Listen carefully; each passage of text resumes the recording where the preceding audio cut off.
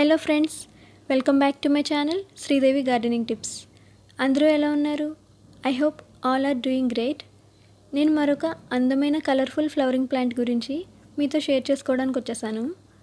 ఎప్పుడూ గ్రీన్ ఫాయిలేస్ అంటే green leaves ఉన్న ప్లాంట్స్నే ఎక్కువ చూస్తుంటాం కదా. అవి మీకు బోరింగ్గా అనిపిస్తే ఈరోజు నేను చెప్పబోయే ప్లాంట్ని మీ గార్డెన్లో యాడ్ చేసుకోండి ఫ్రెండ్స్. ఈ ప్లాంట్ మీ గార్డెన్కి మంచి కలర్ఫుల్ అండ్ వైబ్రెంట్ లుక్ని ఇస్తుంది. ఈ ప్లాంట్ నేమ్ వచ్చేసి బ్లాక్ డైమండ్ క్రేప్ మిర్టిల్. పేరుకు తగ్గట్టుగానే ఈ ప్లాంట్ ఫాయిలెస్ ఫ్లాలెస్ బ్లాక్ బర్గండీ కలర్లో మనకు కనిపిస్తుంది. దీని scientific name Lagerstroemia indica. Common names వచ్చి crape myrtle, pride of India, crape myrtle అని అంటారు. ఇది perennial and deciduous plant. Deciduous అంటే ఆకురాల్చే మొక్క అని అర్థం. ఈ ప్లాంట్ నేటివ్ వచ్చేసి Indian subcontinent, south east Asia, northern Australia. Crape myrtle flowers మనకి deep red, pink, white, purple కలర్స్లో దొరుకుతాయి ఫ్రెండ్స్. నా దగ్గర రెడ్ కలర్ వెరైటీ ఉంది, చూస్తున్నారు కదా. Red flowers and black colour లీవ్స్తో ప్లాంట్ చూడడానికి ఆసమ్గా ఉంటుంది. One of my favourite plant. Crape myrtle flowering season వచ్చి మనకి సమ్మర్ అండ్ మాన్సూన్ అంతా కూడా ఫ్లవర్స్ని ప్రొడ్యూస్ చేస్తుంది. జూన్ టు అక్టోబర్ వరకు వీటి బ్లూమ్స్ని మనం ఎంజాయ్ చేయొచ్చు. ఈ ప్లాంట్ ఫ్లవర్స్ గుత్తులు గుత్తులుగా పూస్తాయి. ఫ్లవర్స్ క్రింకిల్గా అంటే ముడుచుకుపోయినట్లు ఉంటాయి. అండ్ ఇంకా ఫ్లవర్స్ టెక్స్చర్ క్రీప్ లైక్ టెక్స్చర్లో ముట్టుకుంటే చాలా సాఫ్ట్గా ఉంటుంది ఫ్రెండ్స్. ఫస్ట్ ఇలా బటానీ షేప్లో స్టెమ్స్కి బడ్స్ వస్తాయి. వాటి నుండి స్లోగా ఫ్లవర్స్ బ్లూమ్ అవుతాయి. ఒక్కోసారి ఫ్లవర్ కలర్ మనకి స్టార్టింగ్లో పింక్ కలర్లో వస్తుంది అండ్ తర్వాత గ్రాడ్యువల్గా 3 or 4 డేస్కి రెడ్ కలర్లోకి టర్న్ అవుతుంది. ఇది 10 to 12 feet హైట్ వరకు ఎదుగుతుంది. వీటిని రోడ్ డివైడర్స్లో అండ్ ఇంటి వెనకాల బ్యాక్ యార్డ్లో ఎక్కువ పెంచుకుంటారు. వీటిలో కొంచెం తక్కువ హైట్ ఉన్నవి అంటే యంగ్ ప్లాంట్స్ని మనం ష్రబ్స్గా పాట్స్ అండ్ కంటైనర్స్లో పెంచుకోవచ్చు. ఇది best flowering plant with long lasting and colourful blooms in summer and monsoon.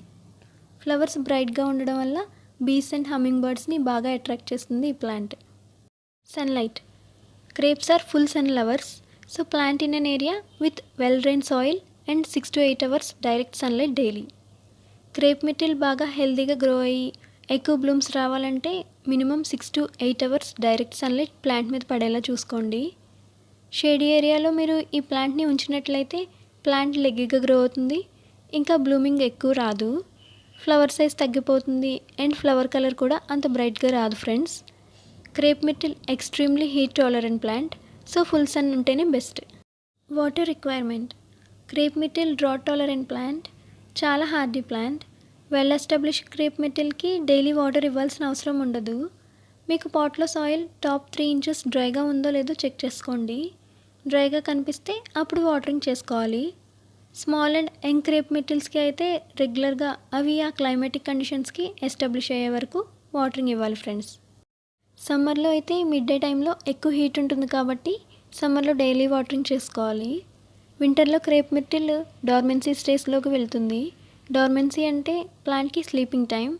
మనకి ఆ టైంలో ఎలాంటి గ్రోత్ అండ్ డెవలప్మెంట్ కూడా ప్లాంట్లో కనిపించదు.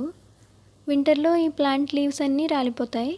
మళ్ళీ స్ప్రింగ్ టైం వచ్చేసరికి కొత్త లీఫ్ గ్రోత్ స్టార్ట్ అయ్యి సమ్మర్ రాగానే మళ్ళీ యాజ్ యూజువల్గా ఫ్లవర్స్ వస్తాయి ఫ్రెండ్స్.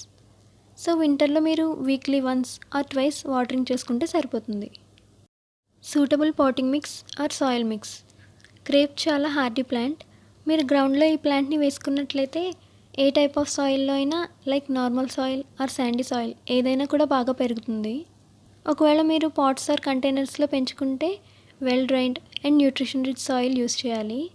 పాట్కి మంచిగా వాటర్ వేయగానే డ్రైన్ అయిపోవడానికి డ్రైనేజ్ హోల్స్ కరెక్ట్గా ఉన్న పాట్ యూస్ చేయాలి ఫ్రెండ్స్. ఈ ప్లాంట్కి soil mixture 60% sandy soil or normal garden soil use చేయొచ్చు అండ్ 40% వెర్మి కంపోస్ట్ అందులో యాడ్ చేయాలి. వెర్మి కంపోస్ట్లో న్యూట్రియంట్స్ అన్నీ ఉంటాయి కాబట్టి ప్లాంట్ హెల్తీగా పెరుగుతుంది. ఇది లైట్గా ఎసిడిక్ సాయిల్ని ప్రిఫర్ చేస్తుంది అండ్ pH రేంజ్ వచ్చి 5 to 6.5 ఉంటే మంచిది. Pruning. Prune in late winter or early spring. Crape myrtle వింటర్లో డార్మెన్సీ స్టేజ్లోకి వెళ్తుంది.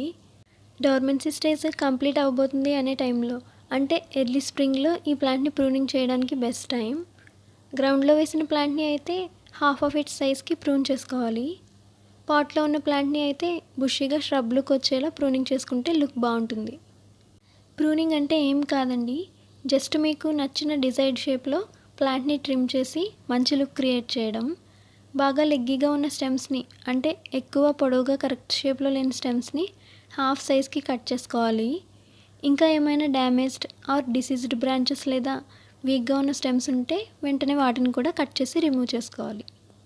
Dead head for even more flowers. Already spent అయిపోయిన బ్లూమ్స్ని టైం టు టైం కట్ చేసుకుంటే ప్లాంట్కి న్యూ గ్రోత్ స్టార్ట్ అయ్యి ఇంకా ఎక్కువ ఫ్లవరింగ్ వస్తుంది. సో ఫ్లవరింగ్ అయిపోయిన ఫ్లవర్ స్టాక్ని ఇలా కట్ చేసుకుని రిమూవ్ చేసుకోండి friends. Old and spent flowers సీడ్గా కన్వర్ట్ అవ్వడానికి ప్లాంట్ ఎనర్జీ మొత్తం వాటి మీదకి డైవర్ట్ అయిపోతుంది. సో కొత్త బడ్స్ అండ్ బ్లూమ్స్ రావు. మీరు స్పెంట్ ఫ్లవర్ స్టాక్ని కట్ చేయడం వల్ల సీడ్ ఫార్మేషన్ జరగదు and plant energy new buds ఫార్మేషన్కి యూస్ చేస్తుంది అండ్ మీ ప్లాంట్కి ఎక్కువ ఫ్లవర్స్ వస్తాయి. ఫెర్టిలైజర్. ఫ్లవర్స్ బ్రైట్గా రావడానికి అండ్ ప్లాంట్ హెల్దీ గ్రోత్ కోసం స్లో రిలీజ్ ఫెర్టిలైజర్ యూస్ చేయాలి. బట్ ఓవర్ ఫెర్టిలైజ్ అయితే అస్సలు చేయకూడదు. మీరు టూ మచ్ ఫెర్టిలైజర్ అప్లై చేయడం వల్ల లీఫీ గ్రోత్ ఎక్కువ ఉంటుంది కానీ ఫ్లవర్స్ అయితే తక్కువ వస్తాయి. క్రేప్ మిర్టిల్కి ఫెర్టిలైజ్ చేయడానికి మనం complete, balanced and slow release fertiliser apply చేసుకుంటే మంచిది. ఎర్లీ స్ప్రింగ్ అండ్ సమ్మర్లో ఈ ప్లాంట్ని ఫెర్టిలైజ్ అయితే చేసుకోవాలి ఫ్రెండ్స్. ఆర్గానిక్ ఫెర్టిలైజర్ అయితే bone meal 2 spoons plus mustard cake powder 2 spoons, ఇంకా handful of vermi compost or cow dung compost 45 డేస్కి ఒకసారి ఈ ప్లాంట్కి ఇవ్వచ్చు. కెమికల్ బేస్డ్ అయితే NPK 20-20-20 half spoon per pot వాటర్లో మిక్స్ చేసి ఫోయిలర్ స్ప్రే చేసుకోవచ్చు ఆర్ ఎల్స్ డైరెక్ట్ సాయిల్లో కూడా 15 డేస్కి ఒకసారి యాడ్ చేసుకోవచ్చు. Pest attack. క్రేప్ మిర్టిల్కి మోస్ట్ కామన్గా powdery mildew, sooty mould, aphids attack చేస్తూ ఉంటాయి. పౌడరీ మైల్డ్యూ ఫంగస్ వింటర్ టైంలో వస్తుంది ఫ్రెండ్స్. లీవ్స్ సర్ఫేస్ పైన వైట్ ఆర్ గ్రే కలర్లో పౌడర్ లాగా ఫామ్ అవుతుంది. షేడీ ఏరియాలో కానీ ఈ ప్లాంట్ని పెంచినట్లయితే ఈ డిసీజ్ వచ్చే ఛాన్సెస్ ఎక్కువ ఉంటాయి. ఎందుకంటే షేడీ ఏరియాలో హ్యూమిడిటీ లెవెల్స్ కొంచెం ఎక్కువ ఉంటాయి కదా. ఈ ఫంగస్కి హై హ్యూమిడిటీ ఉన్న ప్లేస్ అయితే ఫేవరబుల్గా ఉంటుంది. పౌడరీ మైల్డ్యూ పోవడానికి నీమ్ ఆయిల్ స్ప్రే చేసుకోవచ్చు ఆర్ ఏదైనా ఫంగిసైడ్ కూడా స్ప్రే చేసుకోవచ్చు.